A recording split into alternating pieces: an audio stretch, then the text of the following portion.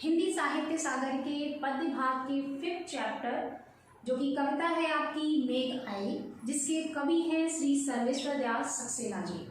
तो उसके second part में है हम लोग, यानी इसके पहले की वीडियो में मैंने आप लोगों को मेघ आए कविता के कवि सर्वेश्वर दयाल सक्सेना जी के पूरा जीवन परिचय बता दिया था और मेघ आए कविता के शुरू के 2 पैराग्राफ की एक्सप्लेनेशन बता दी थी और साथ ही साथ आपको मैंने जो कठिन शब्द हैं उनके अर्थ भी बता दिए थे।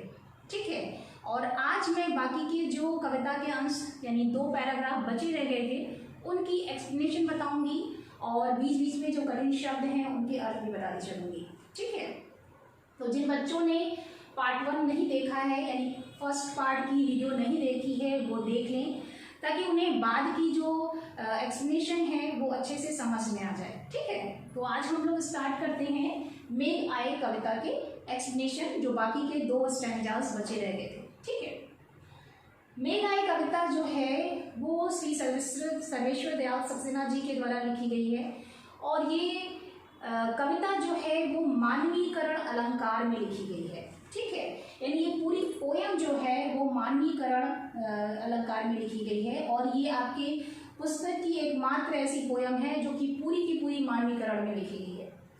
मानवीकरण का क्या अर्थ होता है कि किसी भी वस्तु या प्रकृति का वर्णन मनुष्य के रूप में करना।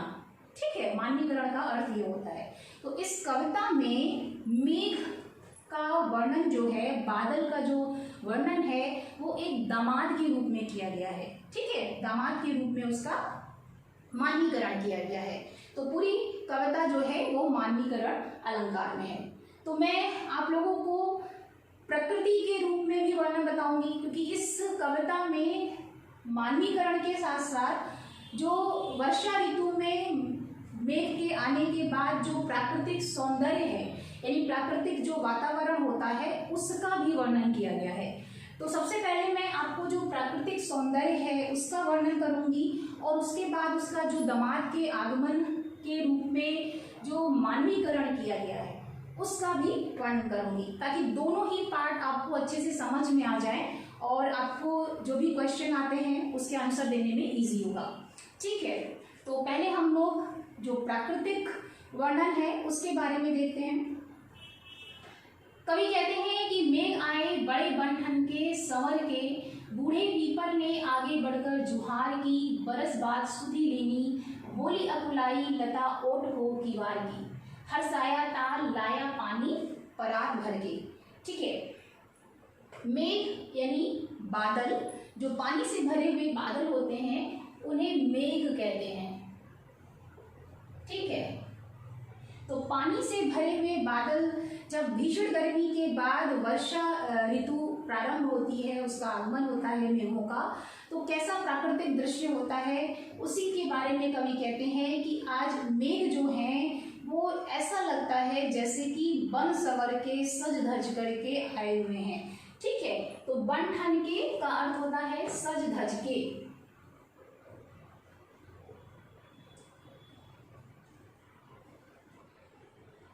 तो बादल जो हैं, जो काले काले बादल आकाश में छाए हुए हैं वो ऐसा लग रहा है कि बहुत ही सज धज के आए हुए हैं। ठीक है, और उनके आगमन पर जो बूढ़े पीपल ने आगे बढ़कर जुहार की, क्योंकि पूरा प्राकृतिक वातावरण जो है वो बहुत ही सुंदर हो जाता है, यानी कि प्रकृति में जो भी पेड़ पौधे हैं, हरियाली है, उस सभी वृक्ष जो है वो प्रसन्न हो जाते हैं, पशु पक्षी मानव सभी जो है बहुत ही जीव प्रसन्न हो जाते हैं। तो ऐसी स्थिति में सभी उसका अभिवादन करते हैं। तो यहाँ पर बूढ़े पीपल यानी पीपल का जो वृक्ष होता है उसके लिए बूढ़े शब्द का प्रयोग किया गया है। बूढ़े शब्द का प्रयोग इसलिए किया गया है कि पीपल का वृक्ष जो है वो बहुत लंबी आयु तक रहता है, यानी लंबे समय तक जो है वो हरा भरा बना रहता है और पीपल का वृक्ष जो है वो पूजनीय भी होता है, यानी पूजा भी की जाती है पीपल के वृक्ष की। तो इसीलिए कवि कहते हैं कि बूढ़े पीपल जो हैं वो ऐसा लगता है कि आगे झुक करके बादलों का अभिवादन कर रहे हैं। ठीक है, जुहार का अर्थ होता है अभिवादन करना।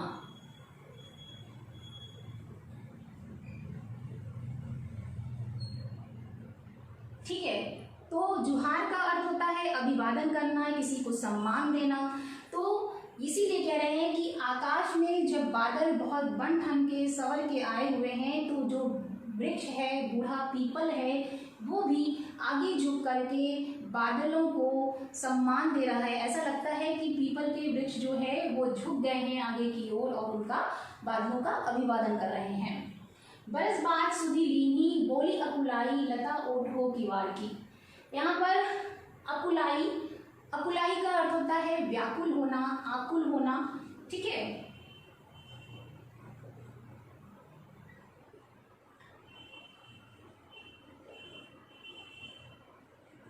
व्याकुल होना। तो अकुलाई लता जो है, बहुत ही जो लताएं हैं वृक्षों की, वो लताएं जो हैं चूंकि इतनी भीषण गर्मी पड़ रही थी, तो आज जब बारिश होना प्रारंभ हुआ है तो उनकी जो अकुलाहट है, वो अकुलाहट जो है वो उलाहना के रूप में निकल रही है। जैसे लग रहा है कि वो शिकायत कर रही हैं बादलों से कि लताएं जो हैं, ओट का अर्थ होता है आड़ ले लेना, ठीक है, आड़ में होना।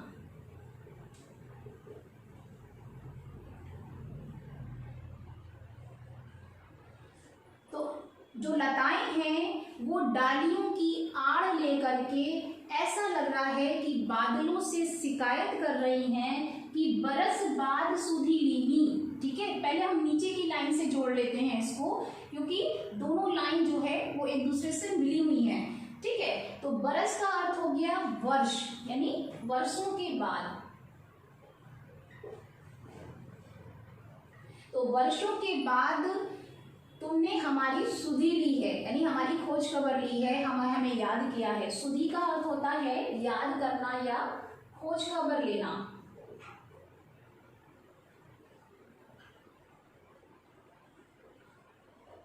तो हमारी खबर ली है तुमने, बरसों के बाद तुमने हमारी खबर ली है, यानी लताएं जो हैं भीषण गर्मी से इतनी व्याकुल हो चुकी थी कि आज जब बारिश होने वाली है, बादल पूरी तरह से आकाश में घुमड़ रहे हैं, तो ऐसी स्थिति में लताएं जो हैं वो डालियों की आड़ लेकर के ऐसा लग रहा है कि बादलों को देख करके उलाहना कर रही हैं, शिकायत कर रही हैं कि तुम बहुत समय बाद आए, यानी तुम्हें इतने समय बाद हम लोगों की याद आई कि आज बारिश हो रही है, ठीक है। बारिश जैसा वातावरण हो गया है, बादल भर करके आए हैं और वर्षा होने वाली है, ठीक है। हर्षाया ताल लाया पानी परार भर के। हर्षाया, हर्षाया का मतलब होता है हर्षित होना, आनंदित होना, ठीक है।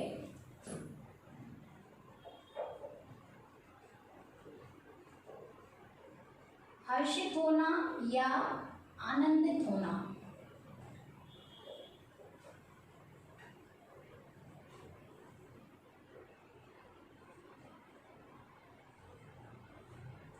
ठीक है। तो तालाब जो है, यानी ताल मीन्स होता है तालाब, ठीक है।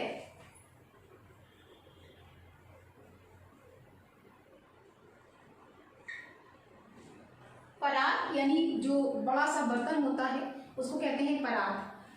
तो हर्षाया ताल यानी कि जो तालाब है वो बहुत हर्षित हो गया है, बहुत ही खुश हो गया है, प्रसन्न हो गया है, क्योंकि बादल जो है वो भर करके पानी आए हैं और बारिश जैसा वातावरण हो गया है, पानी बरसेगा तो तालाब भी जो है वो भर जाएंगे, ठीक है। लेकिन हर्षित जो तालाब है, यानी जो प्रसन्न हो गया है तालाब, उसके पास जितना भी जल है वो जैसे लग रहा है कि परात में भर के अपना जल लेके आया है, वो थके हुए मेघों का चरण धुलने के लिए, ठीक है। ऐसा प्रतीत हो रहा है, ऐसी कल्पना कवि करते हैं कि जो बादल भर के आए हैं, मेघ जो बन ठन करके संवर के आए हैं, तो ऐसा प्राकृतिक वातावरण हो गया है कि बूढ़ा पीपल जो है वो आगे झुक करके अभिवादन कर रहा है बादलों का, और लताएं जो हैं ऐसा लग रहा है कि शिकायत कर रही हैं कि इतने समय बाद तुमने हम लोगों की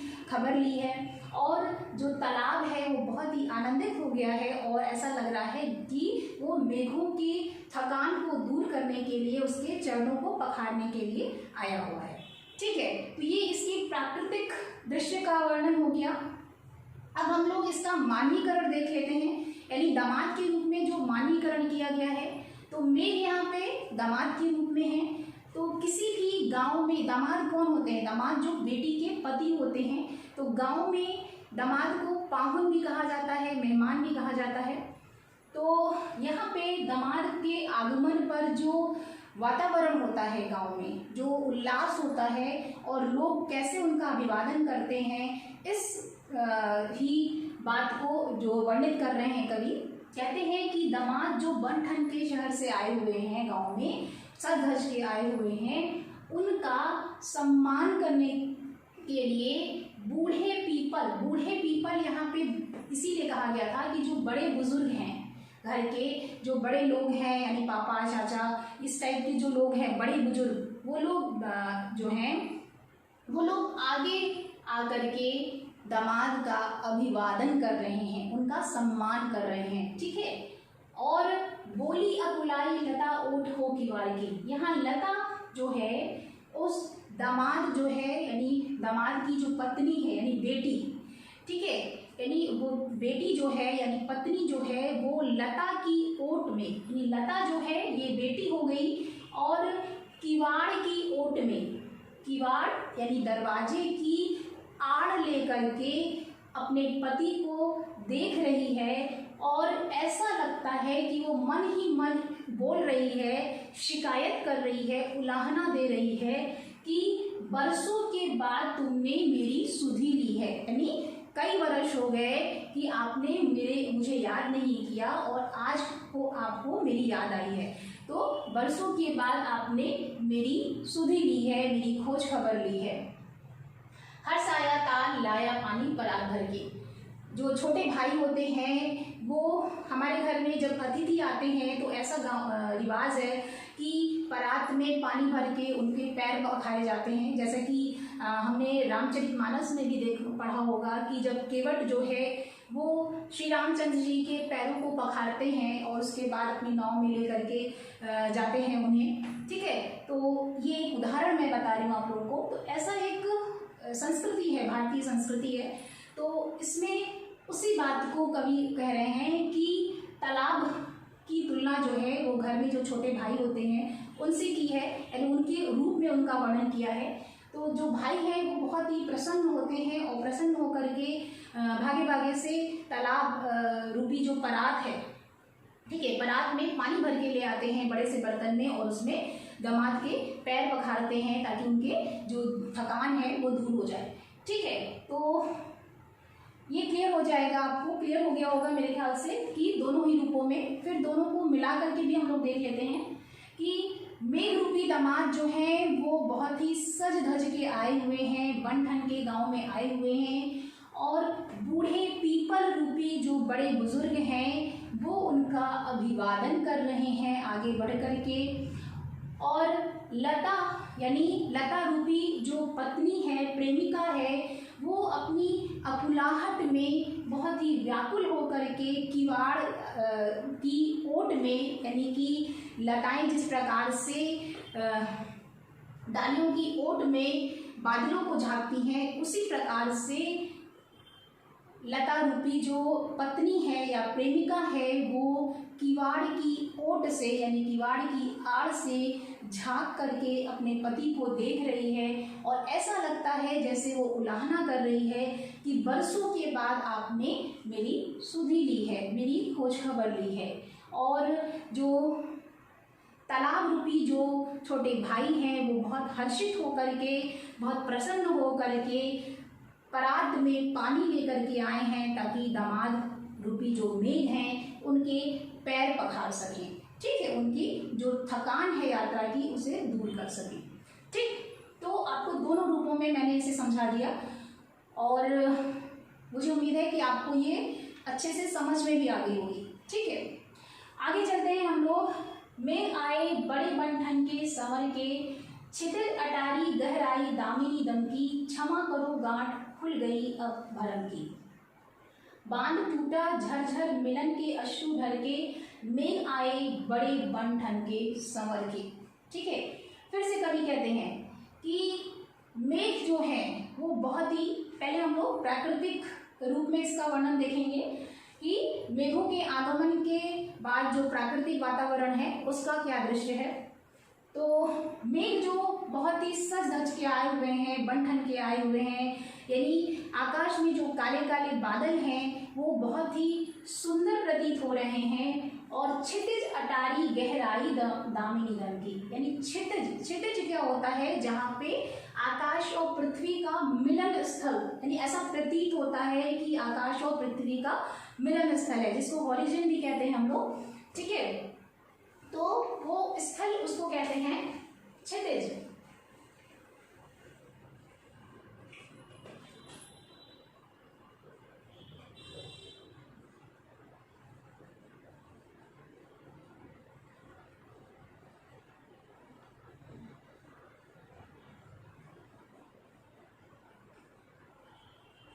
ठीक है, तो मेघ जो क्षितिज रूपी जो अटारी है, अटारी का अर्थ होता है छत, ठीक है, अटारी का अर्थ होता है छत। ये एक देशज शब्द है। तो अटारी यानी क्षितिज रूपी अटारी पर जब मेघ जो है, बादल जो है आ जाते हैं, यानी जब आकाश में बादल बहुत ज्यादा घुमड़ जाते हैं, यानी बादल बहुत ज्यादा भर जाते हैं आकाश में, तब ऐसा लगता है कि जैसे हमारे छत पर ही आ गए हैं, ठीक है। तो उस समय ऐसा लग रहा है कि जैसे छत पर, क्षितिज रूपी अटारी पर, छत पर बादल जो है आ गए हैं। और गहराई दामिनी दम की, दामिनी का अर्थ होता है बिजली, ठीक है, दामिनी यानी बिजली, और दमकी का अर्थ होता है दमकना या चमकना, ठीक है। तो अटारी पे जब बादल, घने घने बादल, काले काले बादल उमड़ करके आ जाते हैं, तो उसी बीच में जब बिजली भी चमकने लगती है, तो बिजली जब चमकने लगती है तब क्या होता है, क्षमा करो गांठ खुल गई अब भरम की, यानी लोगों के मन में जो अभी तक शंका थी, एक भ्रम था, भ्रम मीन्स होता है शंका, भरम मतलब शंका, ठीक है। तो गांठ मतलब होता है बंधन,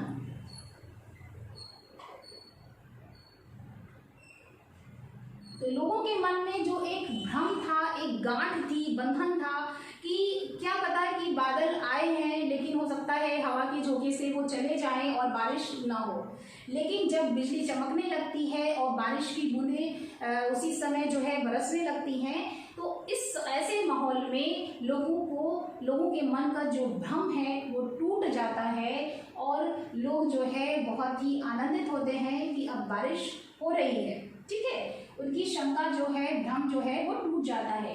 बांध टूटा झरझर मिलन के अश्रु ढर के, और बारिश जो है वो इतनी तेजी से होने लगती है, झरझर झरझर करके जो उसकी बारिश की बूंदें हैं वो तेजी से होने लगती हैं। तो ऐसा लगता है जैसे कहीं कोई बांध टूट गया है और तेजी से बारिश जो है वो हो रही है, वर्षा। तो इससे क्या होता है कि सभी मनुष्य जो हैं, सभी प्राकृतिक जो पेड़ पौधे हैं, पशु पक्षी हैं, सभी जो है वो बहुत ही प्रसन्न हो जाते हैं, खुश हो जाते हैं, ठीक है। तो ये हो गया आपका प्राकृतिक रूप में। अब इसका मानवीकरण हम लोग देख लेते हैं। तो मेघ जो है वो दामाद के रूप में है। तो दामाद जब गांव में बन ठन करके शहर के सज धज के शहर से गांव में आए हुए हैं। क्षितिज अटारी गहराई दामिनी दम की, यानी जब क्षितिज रूपी अटारी पर यानी छत पर वो जाते हैं, ठीक है। जब जो पति हैं यानी दामाद हैं वो जब छत पे चले जाते हैं, तब अचानक से जो प्रेमिका है, पत्नी है, उनके मन में एक बिजली सी कौंधती है, और बिजली सी कौंधती है और उनके मन का जो भ्रम है वो दूर हो जाता है। उसकी जो मन की जो गांठ है वो खुल जाती है और मन ही मन वो अपने आप जो प्रियतम है, जो प्रेमी है, उनसे क्षमा मांगती हैं। क्योंकि अभी तक उनके मन में ये शंका चल रही थी कि ये जो पति हैं, उनके प्रेमी हैं, वो वास्तव में आए हैं या नहीं आए हैं, ठीक है। इस भ्रम में वो थी। तो उनका जो भ्रम तब टूटता है जब उनके पति जो प्रेमी हैं वो छत पर जाते हैं, तो उस समय उनका जो ये भ्रम है वो टूट जाता है और उनकी जो शिकायत है, उलाहना है कि इतने समय के बाद आपने मेरी सुधि ली है, तो दोनों के मन की जो एक दूसरे से शिकायतें थी, एक दूसरे से जो उलाहना थी, वो सब कुछ जो है वो समाप्त हो जाती है, मन की गांठ खुल जाती है।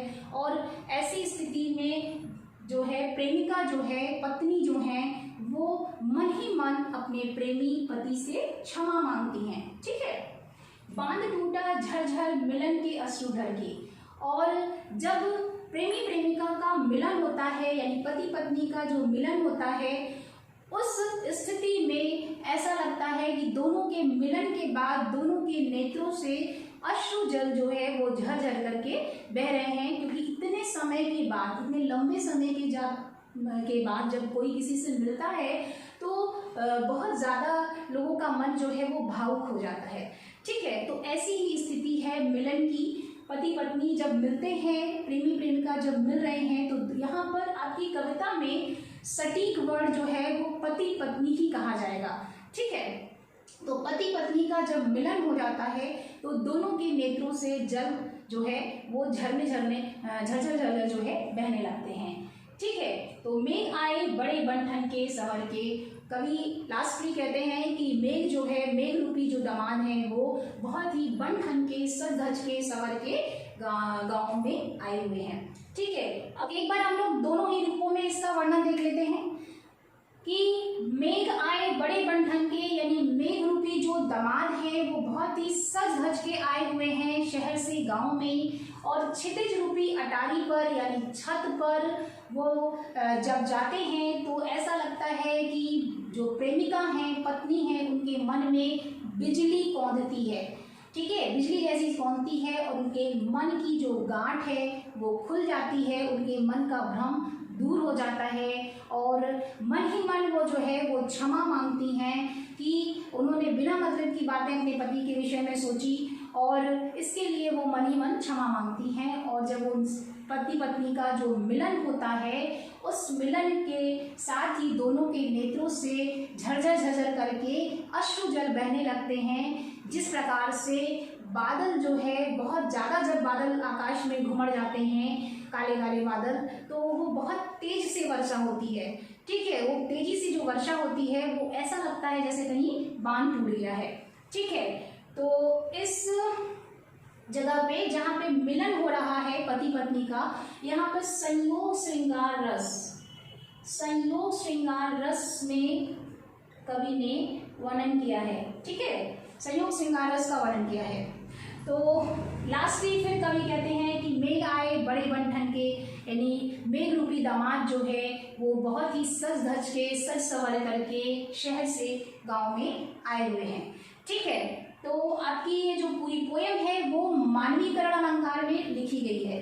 इसमें एक बात और है कि केवल मेघ का ही मानवीकरण दामाद के रूप में नहीं किया गया, यानी मेघ का तो किया ही गया है दामाद के रूप में मानवीकरण, साथ ही यहाँ जो बूढ़े पीपल हैं उनका जो मानवीकरण है वो बड़े बुजुर्ग के रूप में किया गया है, और लता का मानवीकरण पत्नी या प्रेमिका के रूप में किया गया है, और ताल यानी तालाब का मानवीकरण जो है छोटे जो भाई होते हैं उनके रूप में किया गया है। ठीक है, तो ये भी एक इम्पॉर्टेंट पॉइंट है जो आप क्वेश्चन यदि आता है इस तरह का तो आप लिख सकते हैं उसमें। ठीक है, तो मुझे उम्मीद है कि आपको ये दोनों ही रूपों में इस पोएम की जो एक्सप्लेनेशन है वो आपको समझ में आ गई होगी। यदि कुछ नहीं समझ में आता है, कोई भी पंक्ति लाइन, तो आप कमेंट कीजिए, मैं कोशिश करूँगी कि आपको उत्तर दे सकूँ। ठीक है, तो इस पोएम की व्याख्या हो गई, एक्सप्लेनेशन हो गया। फिर हम नेक्स्ट वीडियो में इस कविता के कुछ सैम्पल क्वेश्चन आंसर्स देखेंगे हम लोग, और तब तक आप लोग अच्छे से अपनी पढ़ाई करते रहिए। All the best, thank you.